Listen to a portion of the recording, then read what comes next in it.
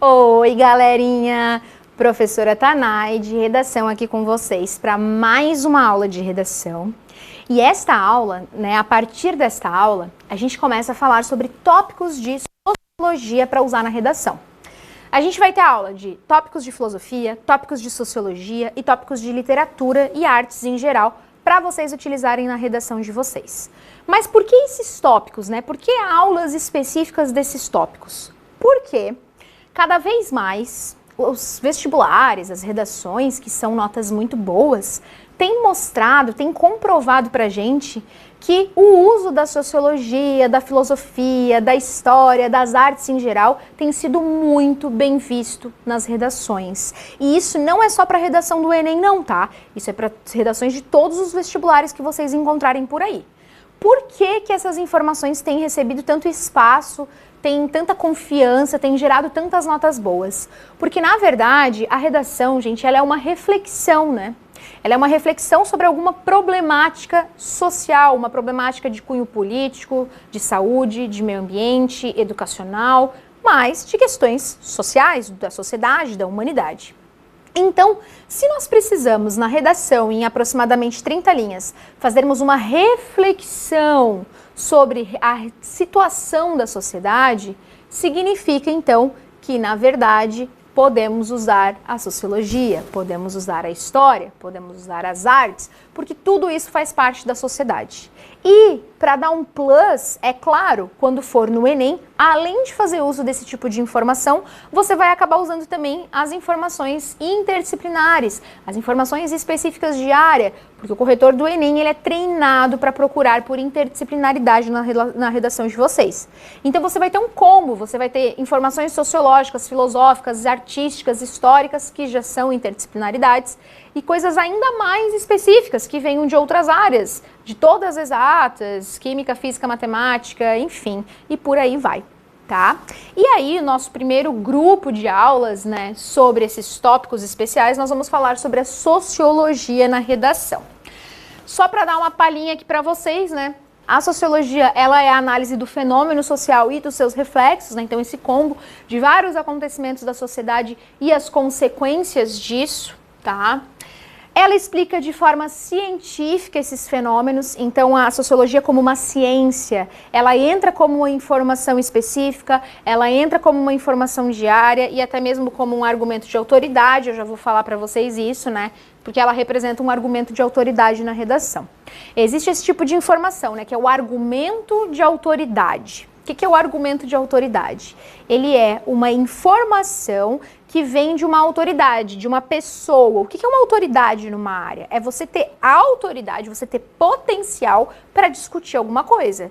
Então, assim, por exemplo, eu sou formada em letras português, então eu sou uma autoridade em estudos da linguagem, em estudos da literatura, em estudos da redação, porque eu estudei isso, eu me formei nisso, eu fiquei 4 anos na faculdade fazendo isso, depois mais 2 anos e meio no mestrado sobre isso, ou seja, eu sou especialista nesse assunto, eu estou trabalhando para ser ainda mais especialista nesse assunto. Estou estudando para isso. Então, sou uma autoridade num assunto X. Vocês são autoridades em assuntos específicos, serão ainda mais autoridades em assuntos específicos. Então, a autoridade, o argumento de autoridade é de alguém que tem capacidade para falar de um assunto, é de alguém que tem potencial para discutir um assunto. E quando a gente traz esse tipo de informação para a nossa redação, a gente está falando de fazer uma citação, que pode ser direta ou indireta. No caso aqui da sociologia, quando eu trago, por exemplo, sociólogos na minha redação, eu estou promovendo o quê? Que tipo de informação? Um argumento de autoridade, que vai vir para a minha redação como uma citação direta ou uma citação indireta.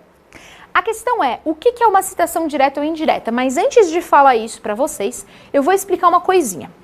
Quando a gente faz uma redação, a gente está baseado em dissertação argumentativa, E a dissertação argumentativa, galerinha, ela é assim, ela é muito baseada nas normas da ABNT, que são normas que vocês talvez já tenham tido contato ou ainda terão contato na universidade logo mais quando vocês entrarem.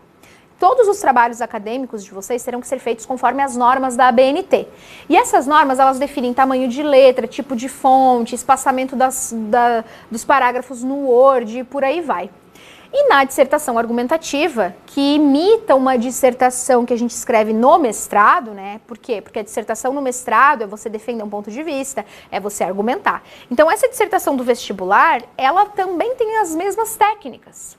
E uma das regras da ABNT é que uma citação, ou seja, mencionar a ideia e a frase de alguém, só pode usar 3 linhas, no máximo, ao longo do texto. Porque se você escrever essa citação com mais de 3 linhas, você tem que fazer o que a gente chama de uma citação recuada, que é uma citação embaixo, numa fonte bem menor, no cantinho da folha. E você não pode fazer isso na sua dissertação do vestibular. Então, isso é um alerta. O que isso significa? Que você não vai fazer frases de citação com mais de 3 linhas, porque senão você está se passando. Se você tiver um desenvolvimento com 7 linhas, quase metade do desenvolvimento foi usando a frase de alguém, foi citando a frase de alguém. Então não é muito legal isso, não é muito bacana e acaba cansando o corretor. Então vamos seguir as regras da ABNT. Não é para ter frases com mais de 3 linhas, porque se você tiver frases com mais de 3 linhas, você teria que fazer uma citação recuada e na redação do vestibular não dá para fazer isso, tá bom? Então olha só, como é uma citação direta.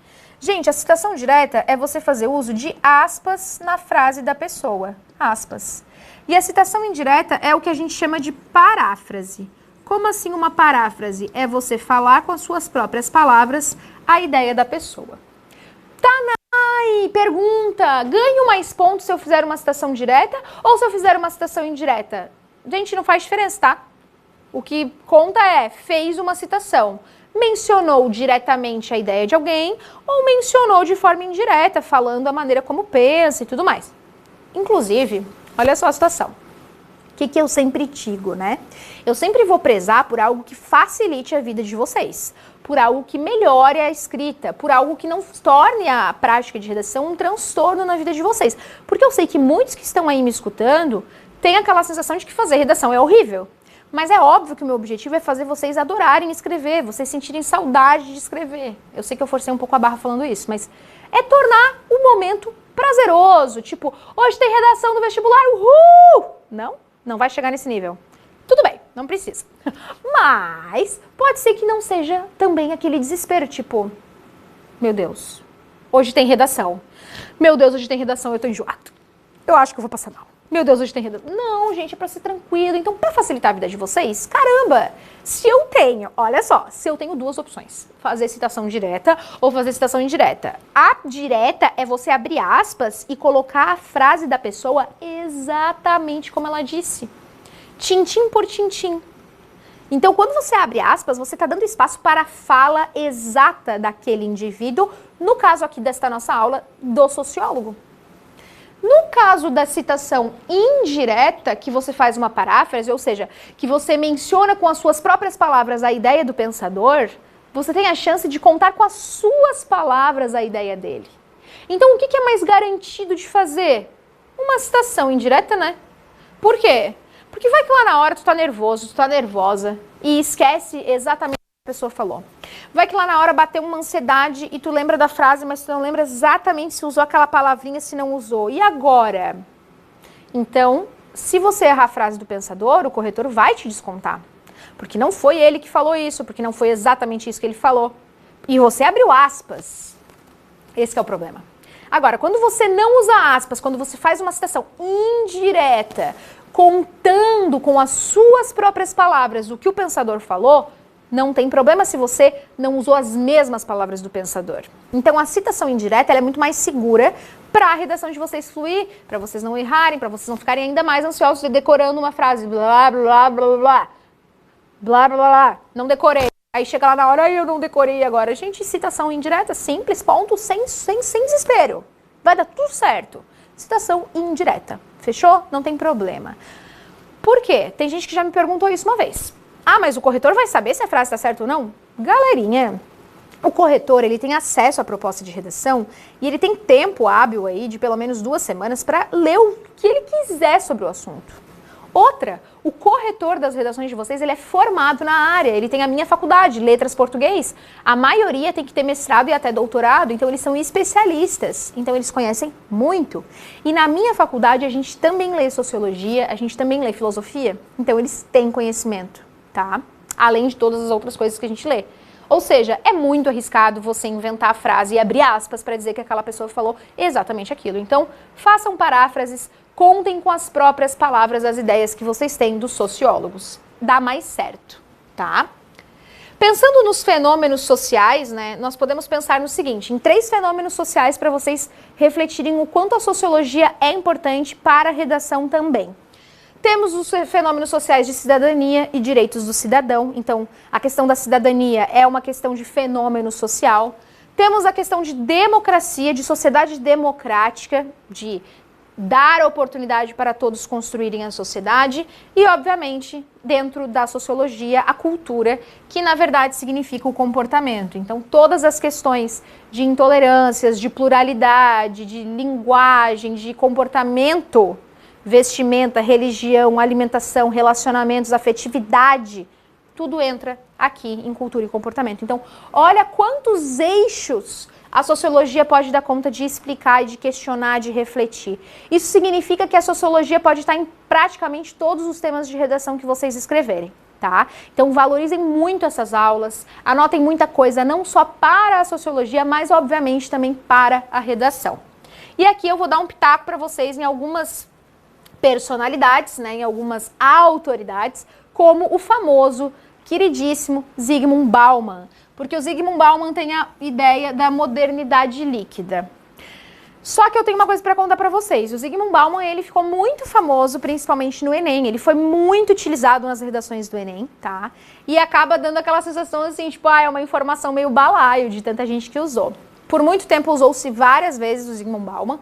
A galera deu uma baixada nesse uso porque realmente muita gente utilizou e agora ele meio que desapareceu das redações, então dá para voltar a usar, tá?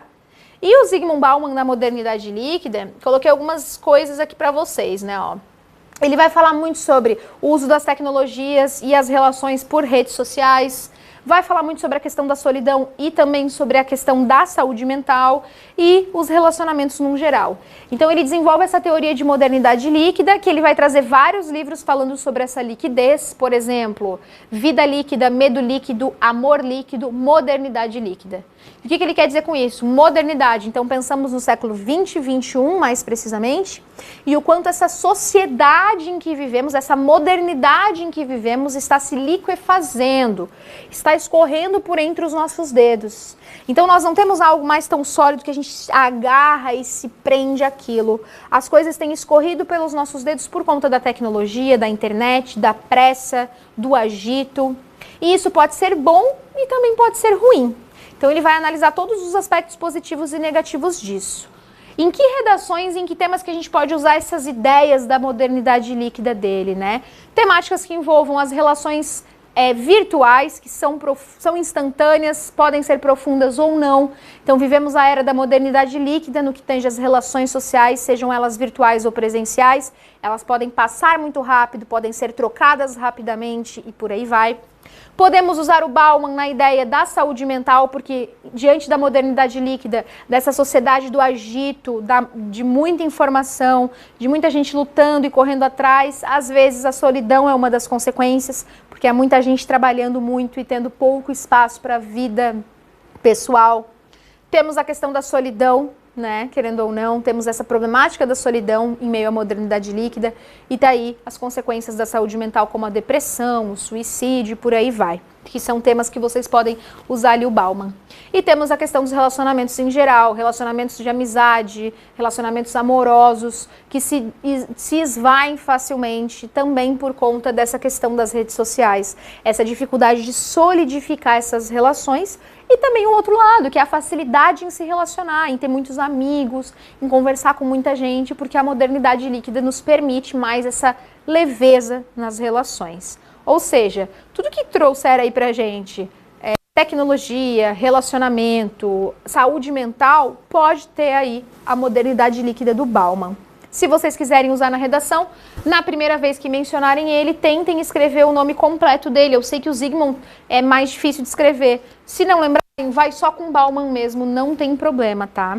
Mas o ideal é que quando a gente faz uma citação na redação, se a gente pretende usar aquele autor mais de uma vez, na primeira vez que vocês usarem, vocês colocam o nome completo dele, e nas outras vezes em que vocês falarem dele, vocês colocam somente o sobrenome, tá? Depois eu trouxe para vocês na sociologia ainda 2 nomezinhos, tem uma foto deles aqui conversando, que é Adorno e Horkheimer. Então, o Adorno e o Horkheimer são da indústria cultural, que também vem mais para a modernidade. Você não precisa escrever o nome completo deles, tá? Você pode pegar somente o Adorno e somente o Horkheimer para falar sobre a indústria cultural. E o que eles vão elencar aqui pra gente, né? Eles vão falar muito nessa indústria cultural num momento ali em 1950, 60, por aí vai, né? No século 20, então, eles vão falar muito sobre essa questão da manipulação, certo? Da manipulação midiática, da manipulação dos jornais. Então, enquanto a gente tem uma sociedade que molda o pensamento humano, vão falar muito sobre uma cultura de massas, e é isso que eles vão falar na indústria cultural, em criar aí uma informação acessível para as massas, né? Criou-se nessa época a indústria da cultura. Então a cultura, ela passa a ser algo produzido como se fosse numa esteira de produção, que todo mundo vai consumir igual e vai haver essa homogeneidade de consumo. Todo mundo consome igual, querendo ou não, pensa igual, analisa igual, opina igual. Então você tem aquela ideia de uma redação que a gente já viu uma vez, que é a ideia da linearidade. Você não tem algo que vá além. E, obviamente, as comunicações de massas. Então, todo o tema de redação que entrar na ideia de manipulação, na ideia midiática, na ideia de comunicação, vocês podem trazer a indústria cultural. Se for uma redação que trabalhe também com a ideia da arte, vocês podem trazer a indústria cultural, porque essa massificação da arte, que talvez em algumas situações tenha tirado o elemento de valorização dessas artes, porque está na indústria cultural, você precifica e o objetivo é no lucro, não no aprendizado, na evolução intelectual. Você até fornece para todo mundo, mas você talvez não mantenha tanta qualidade aí, tá? Então tem um paradoxo nessa situação. E aí vocês podem usar a indústria cultural, principalmente na ideia dos temas que envolvam manipulação, fake news, o controle do uso dos dados, como foi o tema do Enem uma vez, certo? Então, sempre que trabalhar com mídia e manipulação da população, vocês podem encaixar a indústria cultural do Adorno e do Horkheimer. Aqui nós temos Pierre Levy, que é um sociólogo e filósofo contemporâneo, tá? Então, ele é bastante contemporâneo, tá produzindo até hoje. Contemporâneo. Na verdade, todos eles que eu estou mostrando para vocês são bem contemporâneos, né? Mas se a gente fosse elencar a lista de contemporaneidade deles, este é muito, muito contemporâneo mesmo, tá? Nomezinho fácil até para vocês colocarem na redação. E o Pierre Levy está falando muito sobre a vida nas redes. Ele, inclusive, diz que toda a tecnologia gera os seus excluídos. Então isso nos mostra o quê? Que ele está problematizando a existência das redes, ele acredita muito no potencial do uso da internet, das redes, né, das relações virtuais, mas ele também traz essa questão da exclusão que pode acabar aparecendo.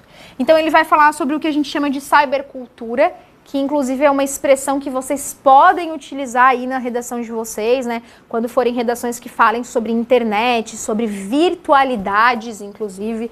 Deixa eu anotar aqui, é uma expressão nova, tá? A gente falar de virtualidades, que nada mais é do que o comportamento na internet. Então, virtualidades é uma expressão que tem surgido aí e que tem sido muito utilizada para aqueles que falam sobre a vida nas redes. Cybercultura, virtualidades, então, como é o comportamento do indivíduo em meio às redes sociais? Até onde esse comportamento virtual transparece de fato o real? É um questionamento que existe desde que a internet tem se propagado aí, né? Mas principalmente agora, que a gente tem, por exemplo, o Instagram, que a gente tem o Twitter, o Facebook está ficando um pouquinho de lado, mas que a gente tem redes sociais onde a gente se expõe. Então, sei lá, vou lá, faço um story no meu Instagram. Até onde aquilo que eu transpareci naquela tela é de fato a minha vida, que é como eu realmente estou me sentindo. O Pierre Levy questiona isso, tá? Vários teóricos, vários pensadores têm questionado essa verdade por trás das telas, essa sabedoria entre separar o que é virtual e o que não é. Mas Pierre Levy também nos fala que o que acontece no real não é uma ficção, né? A gente não pode deslegitimar o que acontece no real, no que ele fala isso muito questionando os crimes virtuais, né? Não é porque aconteceu na internet que não existiu um crime virtual, porque a internet não é uma terra sem lei. Então o Pierre Levy também fala sobre esses crimes virtuais. Um exemplo seria a cyberpedofilia. Então são muitas as discussões desse real e virtual, que o virtual já é o real. Mas até que ponto o virtual é o real? Dei uma filosofada aí, né? Mas só para vocês refletirem também que é sobre isso que ele vai levantar os questionamentos. Vai falar então sobre a inclusão e a exclusão, que a rede gera, que a internet gera, como eu falei para vocês, que toda tecnologia gera os seus excluídos. E vai defender muito, né? Os últimos estudos dele têm falado muito aí sobre a educação à distância. Então, olhando mais ou menos as temáticas do Pierre Levy, todo o tema que envolver educação à distância, a educação na pandemia, cyberpedofilia, todos os outros crimes virtuais, por exemplo, catfish, que é se passar por outra pessoa, outros crimes virtuais de questão de verba, de dinheiro, de conseguir dinheiro das pessoas, tudo que envolve internet e a potência da internet pode ser usado Pierre Levy. Todos os temas, gente, todos os temas de internet, de tecnologia, de rede social, vocês podem usar Pierre Levy. Se for um tema que fala sobre a falta de inclusão e acesso às redes sociais e à internet e aos computadores, traz Pierre Levy. Está estudando o EAD? Traz Pierre Levy. Então ele é muito amplo nessa parte de virtualidades, como eu falei para vocês. Para continuar aqui, nós vamos falar de Durkheim, Emile Durkheim e o fato social, tá? Então vamos dar uma olhadinha no rostinho do Durkheim, olha só, já um pouco mais antigo, né? Ele vai falar muito sobre as ações, sobre as representações e as ações. O que as ações representam? Mas é muito forte que ele traz a ideia do externo ao indivíduo. Então, as ações, os pensamentos externos aos indivíduos e como que isso molda esses indivíduos. E aí ele vai trazer também o fato social para falar sobre as taxas de suicídio. Então, quando vocês quiserem usar Durkheim na redação, vocês vão usar Durkheim na redação para vocês falarem sobre questões externas que atingem o indivíduo. Então, você pode usar Durkheim em algum tema que fale sobre falta de cumprimento de leis, de direitos. O Durkheim vai caber super bem aqui, certo? Então, toda vez que vocês estiverem falando sobre situações que o indivíduo vivencia e que ele é marginalizado de alguma maneira, você pode trazer o fato social do Durkheim. Porque, segundo Durkheim, o indivíduo ele é moldado por uma situação social externa a ele. E quando ele é, por exemplo, exposto a uma situação de violência, de degradação, consequentemente, isso vai ferir a vida dele, isso vai atingir o destino, a trajetória dele. Então, o Durkheim fala sobre um fato social. Em que temas que a gente pode trazer isso? O próprio suicídio, porque é Durkheim que vai trazer pra gente aqueles 3 tipos de suicídio, né? Então, ele traz o suicídio altruísta, ele traz o suicídio mais egoísta, ele traz o suicídio anômico por questões econômicas, mas vocês tiveram aula sobre isso, eu não vou me aprofundar nessa parte, é mais para vocês entenderem como que você pode relacionar o Durkheim na redação. Você pode trazer o Durkheim aqui para a redação para falar mais sobre a questão de saúde mental e suicídio, certo? Ou você também pode trazer o Durkheim em todas as temáticas que trabalharem com a ideia de falhas estatais, de negligências estatais, tá bom? E para fechar, a gente fala então de Max Weber e da ação social. Então percebam aqui a diferença, né? Fato social em Durkheim e ação social em Max Weber, tá? Então ele faz o processo contrário, ó. O indivíduo influencia a sociedade. Ele vai analisar o quanto as ações individuais podem atingir o coletivo, mas também dá para usar numa pegada de uma ação de uma instituição que pode atingir o coletivo, tá? E vai dividir em ações irracionais e ações racionais. Ações irracionais como tradicionais e emocionais e as ações racionais como finalidades e valores. Muito vocês vão usar na redação essa daqui, as ações racionais, ou seja, o quanto às vezes um representante, um líder pode ter uma ação racional com finalidades e valores, né? Tem uma finalidade para ganhar algo, para conseguir algo, tem os valores que ele está defendendo e o quanto isso vai atingir, né? Um coletivo, um único indivíduo pode fazer, certo? Então, na redação, geralmente, vocês vão usar o quê? A ação social de Max Weber, pautada nas ações racionais, que traz esse caráter de individualidade, certo? Em que temas a gente pode trazer? Temas um pouco mais subjetivos cabem muito bem, até mesmo o próprio egoísmo. Algumas bancas, algumas universidades trazem como temas mais subjetividade para vocês. Então, vocês podem trazer isso. Vocês podem trazer o quanto uma ação individual e pontual pode atingir um coletivo, pode prejudicar ou ajudar um coletivo. Então, temas que trabalhem com essa ideia de coletividade. Um exemplo aí seria todos os temas que envolvem o fenômeno social cultura. Vestimenta, religião, afetividades, certo?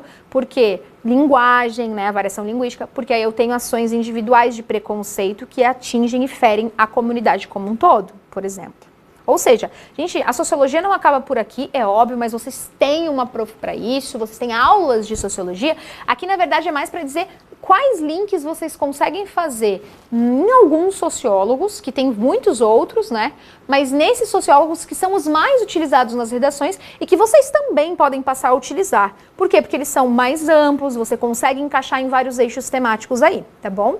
Então esses foram só alguns, como eu falei, só alguns sociólogos, com a ideia de, na verdade, linkar esses sociólogos com algumas temáticas de redações para vocês, tá bom?